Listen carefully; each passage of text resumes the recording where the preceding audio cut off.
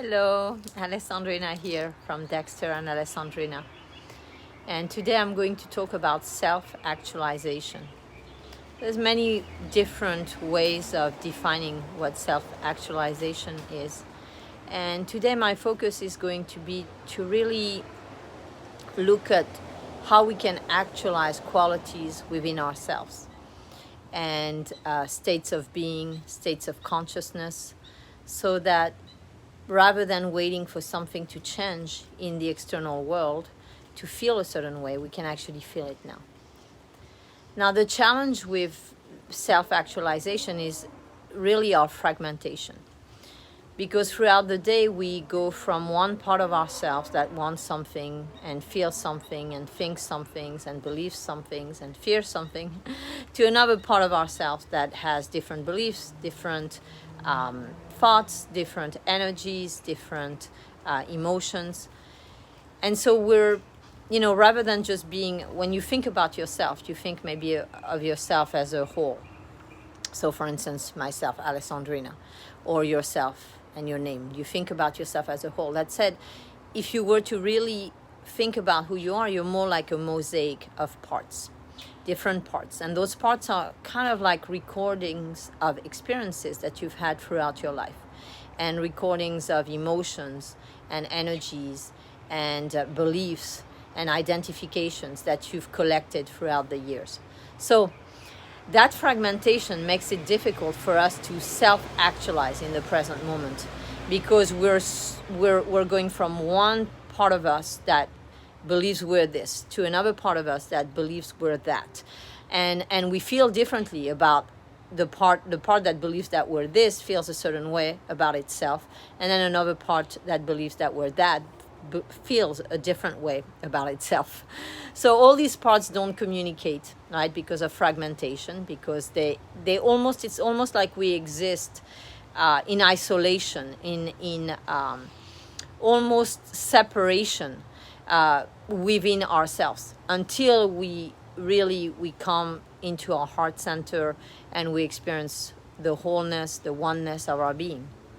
So self-actualization, one of the principles that can really help you self-actualize, meaning, let's say you want to feel abundant, you want to feel healthy, you want to feel loved, you want to feel that you are successful, whatever it is that you want to feel higher states of consciousness. You can't get there from the part that feels separate, that feels the lack of that. So if you were to try to get there from the part that is in lack or in separation, it would take a lot of time, a lot of energy, a lot of focus, and it might not even happen, because you would be in that part, then maybe you would make some progress, then you would get back into that part, and because of the energy, because of the resonance with that part that's in lack and in separation, it would be challenging. It wouldn't necessarily happen, or it would happen from time to time. It wouldn't be consistent. And so if you, instead of doing that, which is why, the teachings, for instance, of Joe Dispenza or Buddhist practice are very, very, let's say, effective and beneficial in this regard, the practice of emptiness. So when we merge back into the emptiness, into the nothingness, into the vacuity, like they call it in Buddhism, when we merge back into non-identification with our ego, with our parts, we're no longer fragmented. We are now in wholeness. We are now in the experience of all potentials existing at the same time. And then from there, we're not in lack, we're not in separation, and now we can choose from there, in that space or outside of space. It's kind of difficult to use words that we use when we're in time-space reality, when we're actually outside of time-space reality. So when we go back to the wholeness, when we go back to pure potentiality, we're actually now able to access, to self-actualize those qualities. So in Buddhism, for instance, when you practice Buddhism, you'll go into emptiness. You'll go from something that you're feeling, moving into emptiness, so disidentifying from the ego, realizing you're not that, and transmuting the energies, and then you're in emptiness, and then you emanate, for instance, a deity, or you emanate a certain quality or a certain energy, compassion, loving kindness, etc. And so from this emptiness, now we have the capacity, because we're not tied to the lack, to the separation, we're not in the energy of the lack and separation.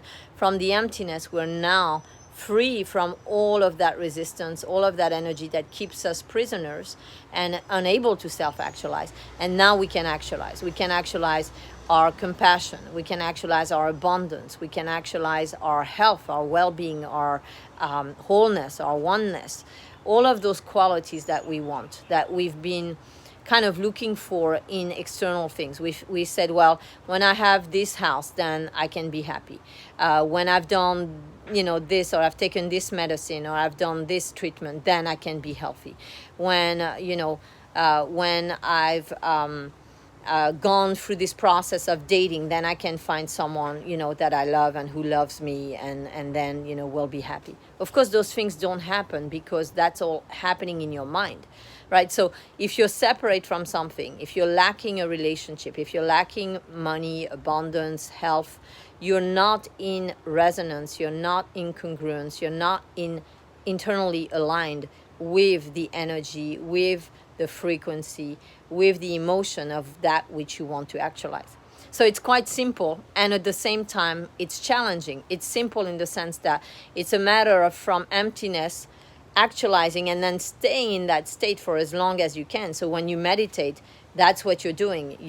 Some of our meditations or other meditations that you can practice, you're actualizing something in you that is meaningful, something that you want to experience, something that you want to bring more of in your life. For instance, loving kindness and compassion and abundance and wholeness are pretty special things to actualize, because when you have those qualities, when you actualize that in your life consistently, it's likely that things are going to organize themselves in your field, right? From the chaos, order is going to exist, and that order is going to be very much aligned with those qualities, those energies.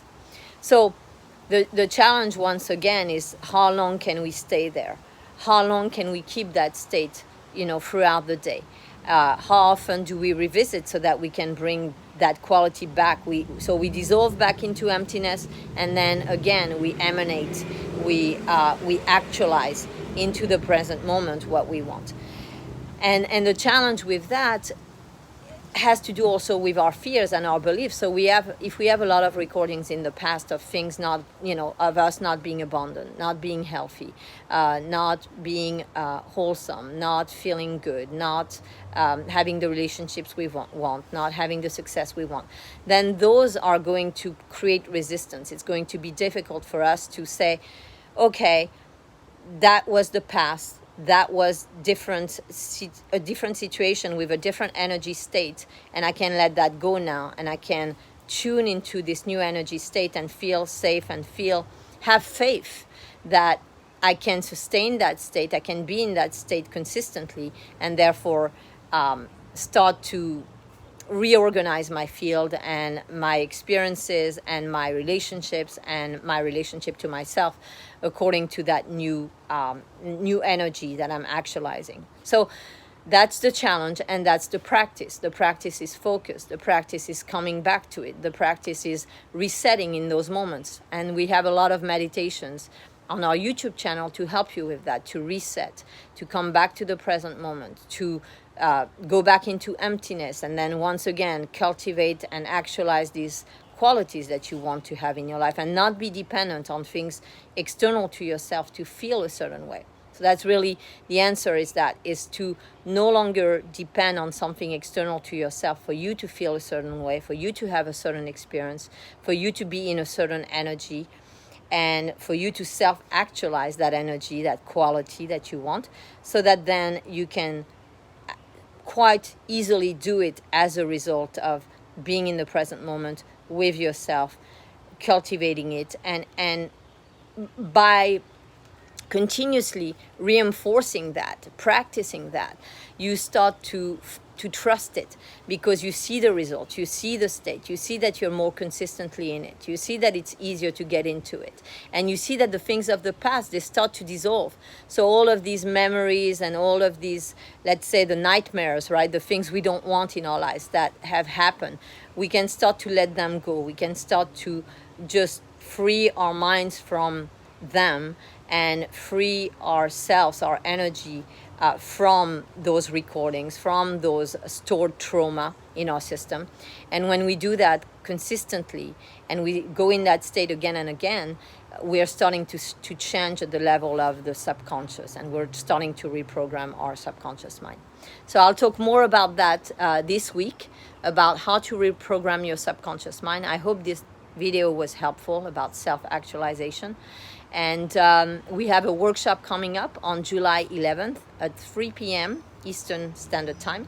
We hope that you can join. It's called Love Your Life, and it's going to really be about helping you realize what are the programs that are preventing you from seeing yourself, your relationship, your life in the best light, without judgment, with acceptance, with really appreciation, and then how to, when you see that and you clear that, then how to find happiness, how to find love in the present moment for yourself, for others, and for your life. I hope this is helpful. Sending you all lots of love. Bye.